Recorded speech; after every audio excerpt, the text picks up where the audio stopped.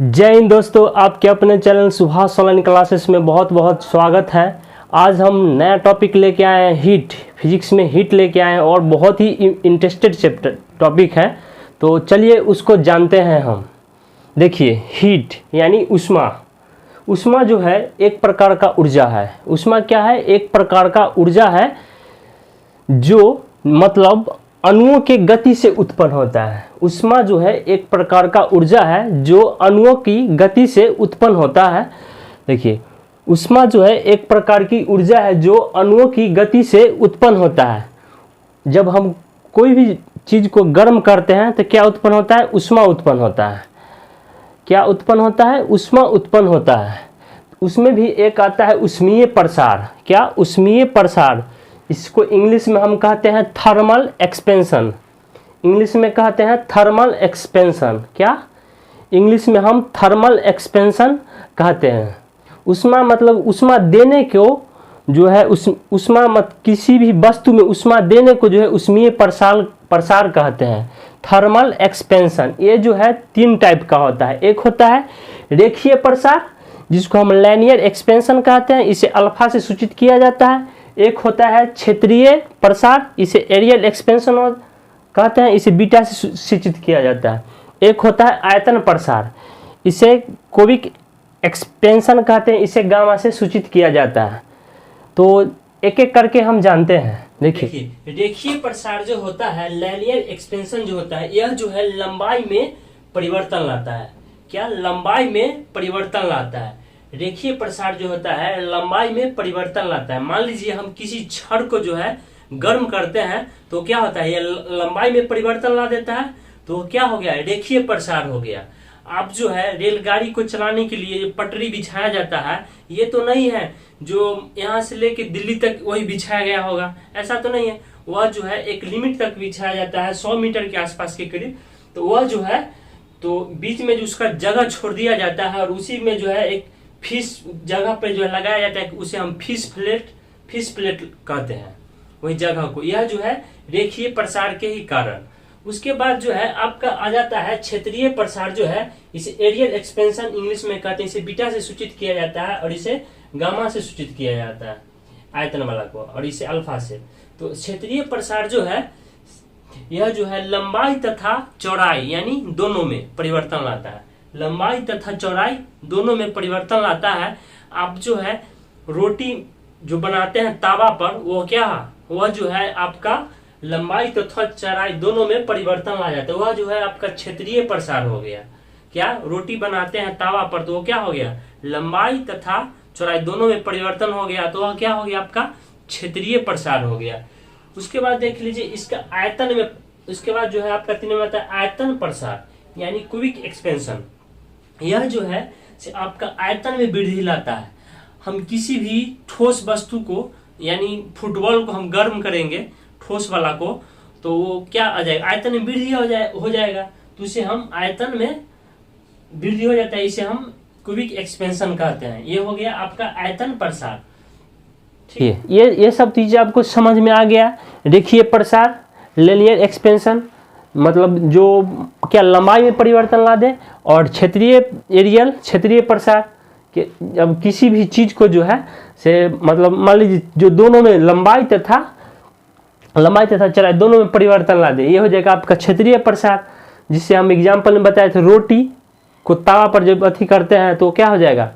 वो हो जाएगा क्षेत्रीय प्रसार का एग्जाम्पल हो जाएगा। उसी प्रकार जो है आपका आयतन प्रसार जो होता है, यह जो है ठोस वस्तु को जब हम गर्म करते हैं तो आयतन में वृद्धि ला जाता है, ठोस हो जाता है।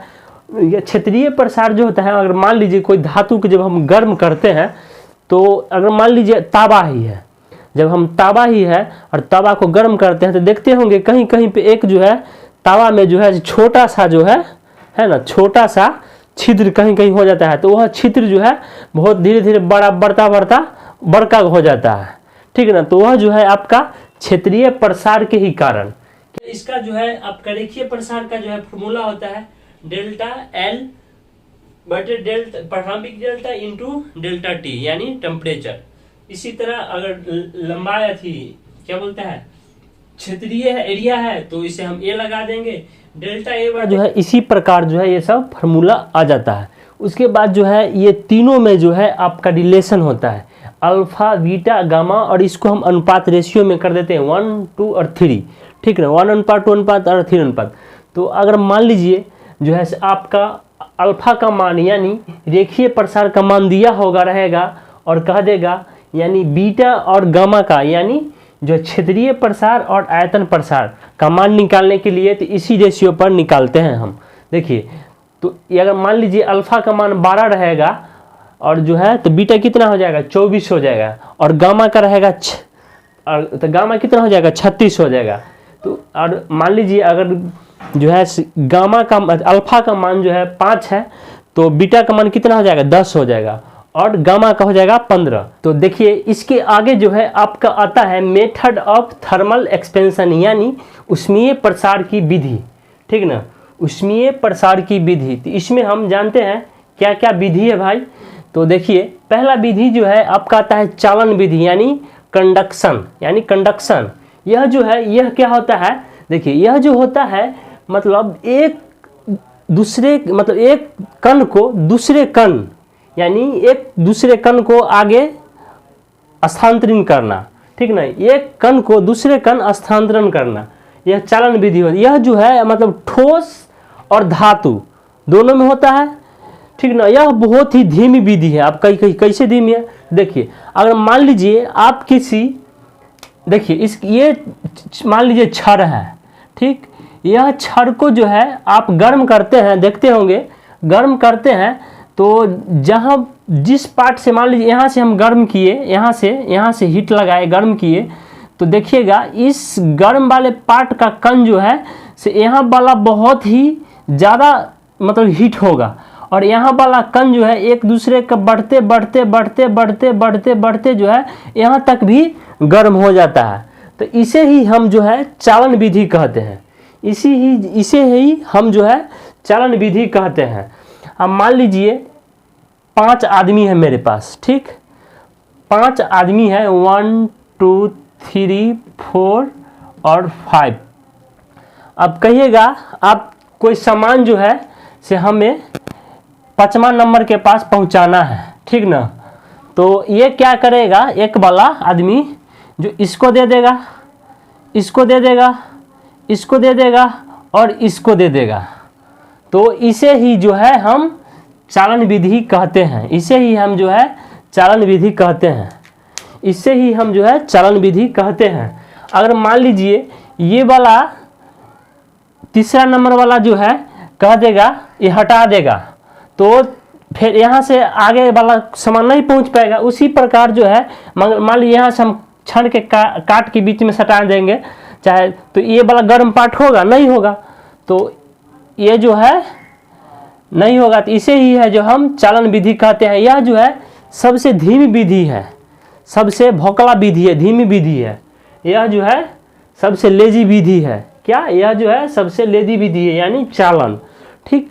दूसरा नंबर आपका आ जाता है संवहन, क्या, संवहन, कन्वेंशन, संवहन। यह जो है द्रव तथा गैस दोनों में होता है, द्रव तथा गैस दोनों में होता है। यह जो है द्रव तथा गैस दोनों में होता है। देखिए ये आपका कोई मान लीजिए कढ़ाई है या गमला है, इसको जब हम गर्म करेंगे, हीट करेंगे, गर्म करेंगे, इसको हम आग लगाएंगे, आग लगाएंगे, ठीक ना, इसको आग लगाएंगे तो आग जो हम लगाएंगे तो यहाँ वाला पार्ट जो है, यहाँ वाला पार्ट ज़्यादा एकदम पानी रहेगा, इसमें ज़्यादा अलबलाएगा, खलबलाएगा। और यह जो देखते हैं जो अलबलाता है ना, तो ऐसे करके जो है मतलब इसको जो है डायरेक्ट फिर नीचे ही लाता है।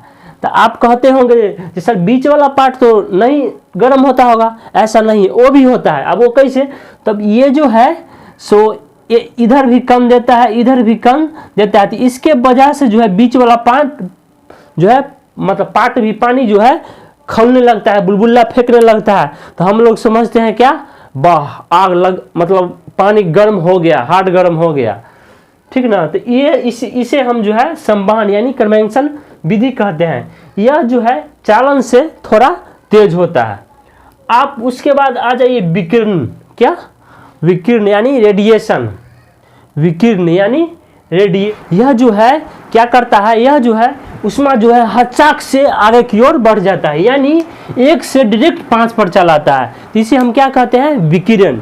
यानी यह जो है ऊष्मा को हचाक से बाहर की ओर मतलब पहुंच जाता है, तो इसे हम विकिरण कहते हैं। क्या, विकिरण कहते हैं। इसमें जो है कोई मध्यम का कण भाग लिया नहीं लिया, लेकिन इसमें जो है से फर्स्ट वाला में जो है मध्यम का कण भाग ले रहा था, इसमें भी ले रहा था, लेकिन इसमें कोई कण, विकिरण में कोई कण नहीं लेता है, ठीक नहीं।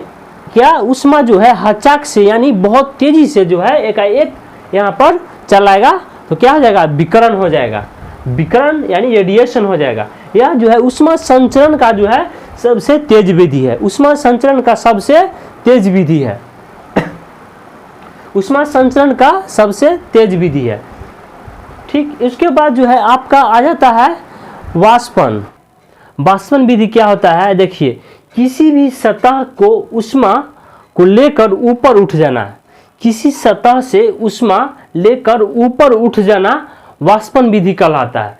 जैसे आप लोग ठंडी के महीने में या देखिए चाहे गर्मी के महीने में जो है सो पसीना आता है, पसीना आने के बाद जो है से ठंडा, फिर जो है हवा में जाते होंगे तो ठंडा महसूस होता है, वह आपका क्या कहलाता है, वाष्पन विधि कहलाता है। क्या कहलाता है, वाष्पन विधि कहलाता है। यानी किसी भी ऊष्मा को ऊपर लेकर, किसी भी सतह से जो है ऊष्मा को ऊपर उठ जाना क्या कहलाता है, किसी भी सतह से जो है हीट को जो है ऊपर उठ जाना क्या कहलाता है, वाष्पन, ठीक ना। और जो है उसे क्षैतिज, सतह के क्षैतिज हो जाना, यानी ये क्या कहलाता है, अभिवहन। अभिवहन, सतह के क्षैतिज हो जाना अभिवहन कहलाता है, और ऊपर उठ जाना वाष्पन कहलाता है, ठीक। क्या, वाष्पन कहलाता है। किसी सतह से ऊष्मा ऊपर उठ जाना वाष्पन कहलाता है, वाष्पन विधि कहलाता है। और क्षैतिज यानी क्षैतिज हो जाना क्या कहलाता है, अभिनव कहलाता है। आप मान लीजिए आप जो है से ठंड के महीने में चाहे गर्म के महीने में जो है से गर्म में जो है लू चलता है, वह कौन विधि द्वारा चलता है, लू, आप लोग बताइए, लू जो चलता है कौन सा विधि द्वारा चलाता है, अभिनव विधि द्वारा चलाता है, ठीक ना। और जो है शीतलहरी जो चलती है वो कौन सा विधि द्वारा चलती है, अभिनव विधि द्वारा ही चलती है, ठीक ना। ये हो गया आपका एडवेक्शन, ठीक ना, एडवेक्शन। ये आपका अभिनव, वाष्पन, विकिरण, संवहन, चालन, ये पांचों आपका ऊष्मा प्रसार की विधि हो गया, ठीक। उसके बाद जो है से हम लोग मिलेंगे नेक्स्ट पार्ट वाला वीडियो में। अभी के लिए इतना ही, थैंक